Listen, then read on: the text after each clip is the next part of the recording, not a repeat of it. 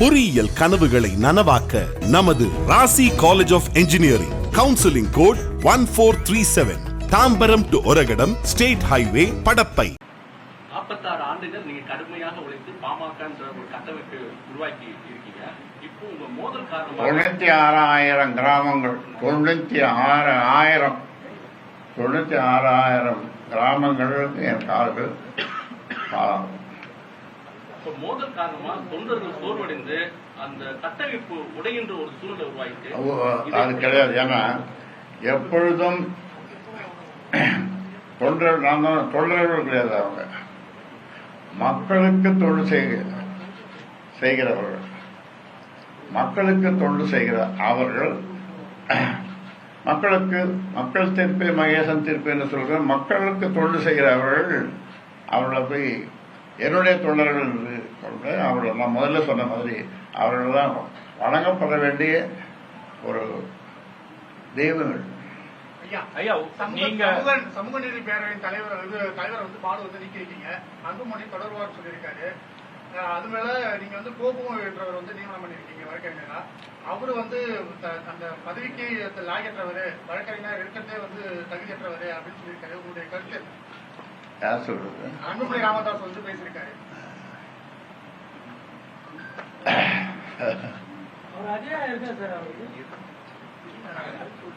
வழக்கறிஞர் சமூக நீதி பேரவை மாற்றி போட்டிருக்கோம், அவ்வளவுதான். ஏன்னா இவர் சரியில்லை என்பதனாலே அவரை மாற்றி போட்டிருக்கிறோம். ஏன்னா ஒருத்தரே இருக்கணும்னு அவசியம் கிடையாது. அதனால வந்து 22 ஆண்டு காலம் வந்து கேபால வந்து பல வழக்குகளை பாமக தொடர்ந்திருக்காரு, பல வழக்குகளை வெற்றிகளையும் பெற்றுக் கொடுத்திருக்காரு. அவரை மாத்துறதுக்கான அவசியம் இதுக்கு முன்னாலேயும் பாட்டாளி மக்கள் கட்சிக்கு இந்த வழக்கறிஞர் சமூக நீதி பேரவை இருந்தாங்க. அவங்க இவரோட திறமையானவர்கள். ஆனால் இப்ப நம்ம கட்சியில வேற கட்சி போயிட்டாங்க. ஆனா இன்னைக்கு என் மேல பாசமா இருக்காங்க.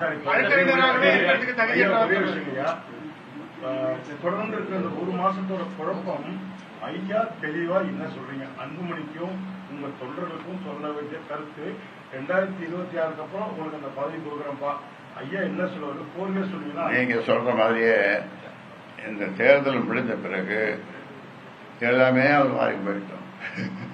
அது வரைக்கும் நீங்க தான் தலைவர் சொல்றீங்க. அது வரைக்கும் நான் தான் தலைவர்.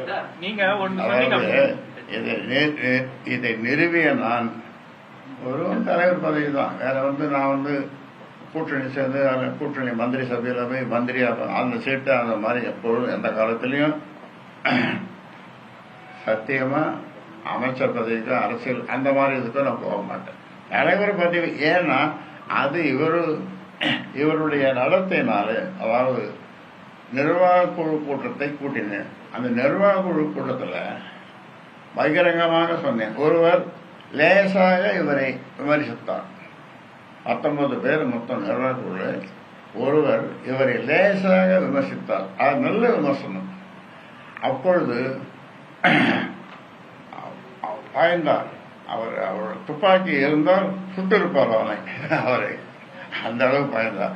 அப்புறம் மற்றவங்களாம் கருத்து வந்து ஒண்ணு இல்லைட்டாங்க, பயந்து எல்லாம் யாரும். அதோட இந்த நிர்வாக குழு உறுப்பினர்கள் நான் சொல்லி நீ இப்படி சொல்லு இப்படி பேசு அப்படின்னு நான் சொல்லி அவர் கூட வந்திருக்காங்கன்னு அது வேற சொன்னார். அப்பதான் நான் சொன்னேன், நம்முடைய தலைவருக்கு தலைமை பண்புகள் இல்லை, லீடர்ஷிப் குவாலிட்டிஸ் என்று சொல்வார்கள், அது இல்லை என்று பகிரங்கமாக சொன்னேன். அந்த நிர்வாக குழு உறுப்பினர் எங்கள் தேர்தலே சொல்லுவார்கள். அதனாலே அதுவும் ஒரு காரணம். யாரிடமும் தொலைபேசியில் பேச மாட்டார், பார்க்க முடியாது.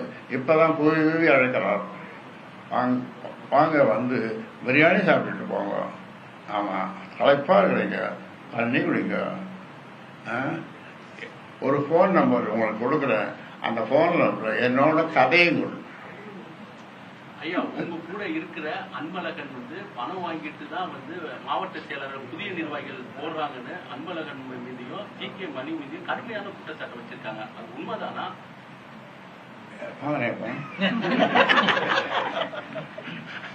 பக்கத்தில் அவரு பணம் வாங்கிட்டு அன்பழகன் பணம் வாங்கிட்டு இந்த நாட்டிலே இல்லை. சுற்றினே இருக்காரு. இன்றைக்கு மலையே நான் சிங்கப்பூர் அப்புறம் அமெரிக்கா இதுன்னு போயிட்டே இருக்காருன்னு சொன்னாங்க. அப்புறம் பார்த்தா ஏதோ நிற்கிறாரு, இங்க இருக்காரு. அவர் தான் நீங்க கேட்கணும். அதாவது இனி அன்புமணி ராமதாசுடன் பேச்சுவார்த்தை இருக்குமா இருக்காதா, என்ன பதில் அவர்கிட்ட இருந்து நீங்க எதிர்பார்க்கறீங்க? ஒரே தீர்வு தம்பி, நான் செயல் தலைவராக இரு என்று என்னுடைய அப்பா சொன்னார். அது மந்திர சொல்லு, தந்தை சொல் மிக்க மந்திரமில்லை என்று சொல்வார்கள். அது மந்திர சொல்லு. செயல் தலைவராக இருந்து செயல்படுவேன், இல்லை என்று அதுவும் வேண்டாம் என்று அப்பா சொன்னார்.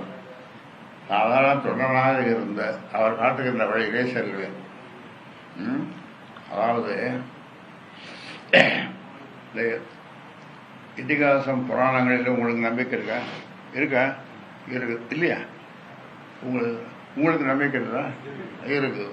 அந்த ராமாயணம் படிச்சிருப்பீங்க நீங்க, கம்பராமாயணம் படிச்சிருக்க மாட்டீங்க, டிவியில் பார்த்துருக்கேன். அதில் ராமனை காட்டுக்கு போக சொல்லி எத்தனை வருஷம்? 14 வருஷம். யார் சொன்னது? தசரத சக்கரவர்த்தி தந்தை. 14 வருஷம். அப்போ ராமனுடைய முகத்தை கம்பர் வர்ணிக்கிறார். எப்படி வர்ணிக்கிறார்? அன்றலர்ந்த தாமரை போல். என்ன அர்த்தம்? ஆமா, அன்றலர்ந்து இன்றைக்கு மலர்ந்த தாமரை போல் அவர் முகம் இருந்ததான். 14 வருஷம் வனவாசமே காட்டுக்கு போய் என்ன நடந்த ராமாயணம் உங்களுக்கு தெரியும். இது ஒரு உதாரணம். இந்த பேச்சுவார்த்தை சரிப்பட்டு வரல அப்படின்னா என்ன தீர்வு? நீங்க திரு அன்புமணி அவர்களை கட்சி அடிப்படை உறுப்பினர்ல இருந்து நீக்கிடுவீங்க? அது நீக்க மாட்டேன், அதை செய்ய மாட்டேன், அதை செய்ய மாட்டேன். தலைவர் மாற்றப்பட்டாருன்னு சொல்லி தேர்தல் ஆணையத்துக்கு தகவலோ அல்லது கடிதமோ கொடுத்திருக்கீங்களா? தலைவர் மாற்றப்பட்டிருக்காருன்னு சொல்லி முறைப்படி தேர்தல் ஆணையத்துல அந்த தகவலை சொல்லணும். அதெல்லாம் ஒரு சடங்கு, அதை செய்யத்தான் ஆகணும். நாங்க ஒன்றும் இப்ப இந்த சிக்கல் போய் கொண்டதுனால இதுக்கு ஏதாவது தீர்வு இருக்கு. இதுக்கு ஏதாவது ஒரு தீர்வு, நல்ல தீர்வு நடந்து இது முடிந்துவிடும் என்ற ஒரு நம்பிக்கையினாலே அதை கொடுக்கல. பொறியியல் கனவுகளை நனவாக்க நமது Rasi college of engineering. Counselling code 1437. Tambaram to Oragadam state highway, Padappai.